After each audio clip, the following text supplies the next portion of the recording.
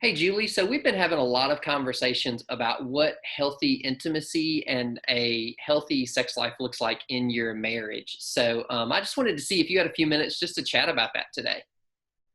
Yes. In fact, I just wrote something on that. And when I think about intimacy in marriage, the first thing that I would say is that so many people, it's just like, oh my gosh, that is a topic we cannot talk about. It's it's a very important topic for us to talk about. What do you like? What do you not like? What brings you fulfillment? All of those things are important pieces of information if we're looking to connect as spouses. So, making sure that you take the time to have a conversation with each other about your sexual and intimate relationship as a married couple would be the first thing that I would say. I love that. Sometimes it seems like such a taboo topic that we feel like we can't talk about, but it's so crucial to have those conversations with your spouse. Well, and when you do have those conversations, there's a lot of important information that comes out of that, which leads me to my second thought is that, there is no one number, right amount of sex every couple should have.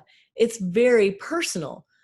If you take the time to talk about sex in your marriage and what your intimate relationship looks like, you can have a conversation about, so what works for us? Is it once a week? That, based on the research, that seems to be a very common number for couples. But hey, some couples are like every day or every other week. I think it also depends on the season of life you're in, some of the things that might be going on around you, like dealing with illness.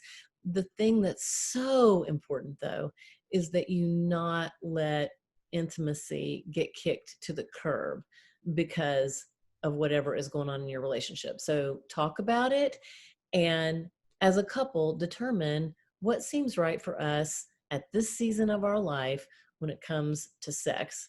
How often do we want to do that? The third one that I would say is that anticipation and preparation stokes passion. uh, Sometimes, when you first get married, it's like, oh my gosh, I can't wait to get home. This is awesome. And then as time goes by, it's like, I am so tired. I don't even think I can think about that. Or you've got somebody who thinks about it all the time and they're very frustrated with their spouse. So, stoking the fire of passion is a good thing. Leaving a message on the bathroom window, writing on a stick it note and sticking it in somebody's wallet, or being really careful about this, but sending a text message just saying, I'm looking forward to tonight. I can't wait to see you. I know some couples who have just kind of said, hey, Wednesday and Friday, that's our night. And so Wednesday morning, they're looking forward to Wednesday night, and they're setting the tone all day long, which really helps. By the time you get to the end of the day, you're looking forward to being with your mate. That's so good because, yeah, it's so important. It starts long before you ever get to the bedroom. I mean, really, like talking about that couple, for instance, I mean, that starts Wednesday morning when you wake up. And it really becomes, it kind of becomes an all day affair that you're just having the notes, having the conversation, it's things that you're building that anticipation. And that makes such a difference. Yeah, I think the other thing that we have to think about is how do we keep it fresh and fun and adventuresome? So that goes back to number one. It's not a one-time conversation. Hmm.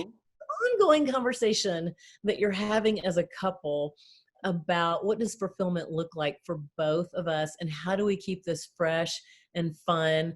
I had someone tell me one time, if you do nothing but eat peanut butter and jelly every single day, it's going to get old really fast. If you always make love in the same way, in the same place, everything's the same, you can get into a rut. So being creative and thinking about, how do we keep it fun? How do we keep it fresh? And how do we keep it adventuresome?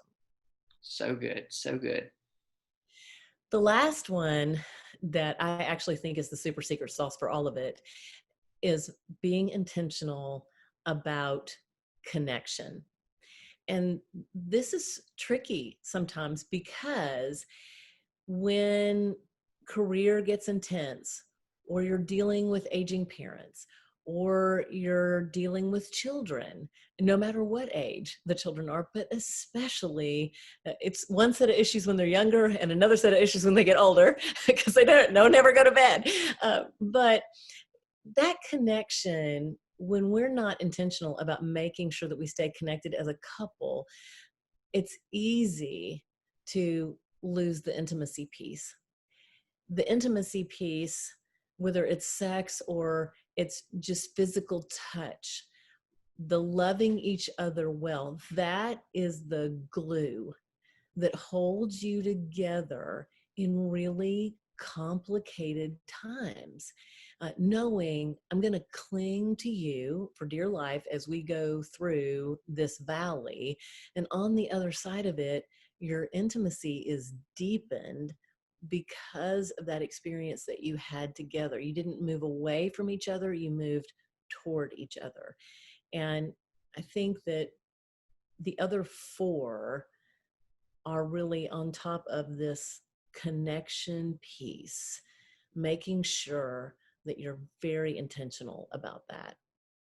I love that. And I would agree with you. I think that's the secret sauce. I know I've seen that play out in my marriage where, the most intimate times are the times that you're the most intentional about just staying connected no matter what's going on. And sometimes it takes a lot more work and intentionality, but that's the things that makes it so fruitful. Thank you so much. You're welcome. That's awesome. Thank you for sharing that stuff, and definitely gonna check that article out. I love it. All right.